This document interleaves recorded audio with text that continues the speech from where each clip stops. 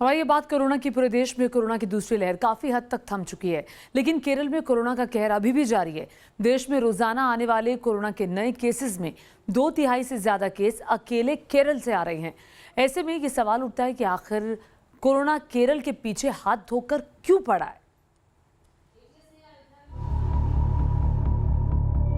केरल में जारी है कोरोना का कोहराम। केरल से रोजाना आ रहे हैं कोरोना के 2/3 केस। केरल में पूरी तरह से बेलगाम हो चुका है कोरोना। एक दिन में 30,000 से ज्यादा केस सामने आए। कोरोना की दूसरी लहर के प्रकोप से देश के ज्यादातर हिस्से उबर चुके हैं, लेकिन ये जानलेवा बीमारी अभी भी केरल पर कहर बरपा रही है। केरल में कोरोना की पॉजिटिविटी रेट 19.03% के स्तर पर पहुंच चुकी है, जबकि पूरे देश में इस जानलेवा बीमारी की पॉजिटिविटी रेट 2.1% है। जाहिर है कि केरल कोरोना के कहर पर काबू पाने में बुरी तरह से विफल हो रहा है। कोरोना के ताजा आंकड़ों पर नजर डालें तो बुधवार को 24 घंटे के दौरान कोरोना के 31,445 नए केस सामने आए। इस दौरान राज्य में कोरोना ने 215 मरीजों की जान ले ली। 24 घंटे के दौरान 20,271 मरीज ठीक भी हुए, लेकिन अभी भी राज्य में 1,70,312 लोग इस जानलेवा बीमारी की चपेट में हैं। आलम यह है कि पूरे देश में बुधवार को 24 घंटे के दौरान कोरोना के 46,265 नए केस सामने आए और कुल 605 लोगों की मौत हुई। इसी तरह पूरे देश में कोरोना के एक्टिव केस की संख्या भी 3,27,571 है। इस आंकड़े के मुताबिक अकेले केरल से ही कोरोना के करीब 68% मामले सामने आए हैं। मरने वालों में भी 1/3 से ज्यादा संख्या अकेले केरल से ही रही, जबकि कोरोना के आधे से ज्यादा एक्टिव केस अकेले केरल से ही हैं। दावा किया जा रहा है कि पहले बकरीद में दी गई छूट और अब ओणम के त्योहार की वजह से केरल में कोरोना बेकाबू हो गया है। वहीं कुछ लोग केरल में कोरोना प्रोटोकॉल की अनदेखी को इस बीमारी के बेकाबू होने की एक बड़ी वजह मानते हैं। केरल में कोरोना की बेकाबू रफ्तार को लेकर सियासत भी शुरू हो गई है।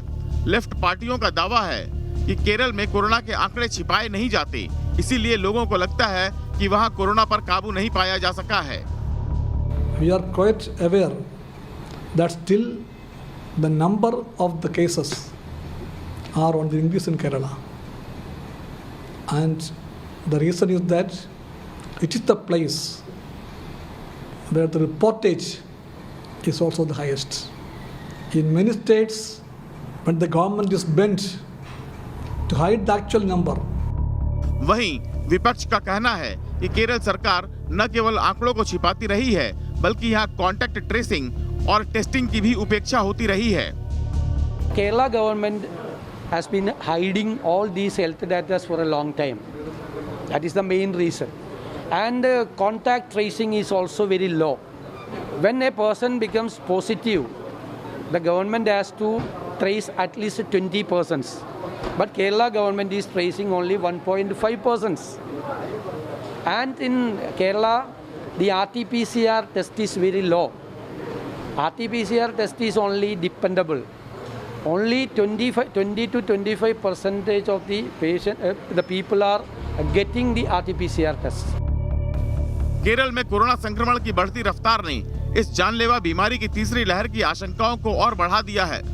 विशेषज्ञ पहले ही अगस्त के बाद कोरोना की तीसरी लहर आने की भविष्यवाणी करते रहे हैं। ऐसे में बड़ा सवाल यही है कि आखिर देश के सबसे पढ़े लिखे राज्य में ये जानलेवा बीमारी काबू में क्यों नहीं आ रही है, और क्या सच में केरल देश में कोरोना की तीसरी लहर आने की वजह बनेगा। Team news nation.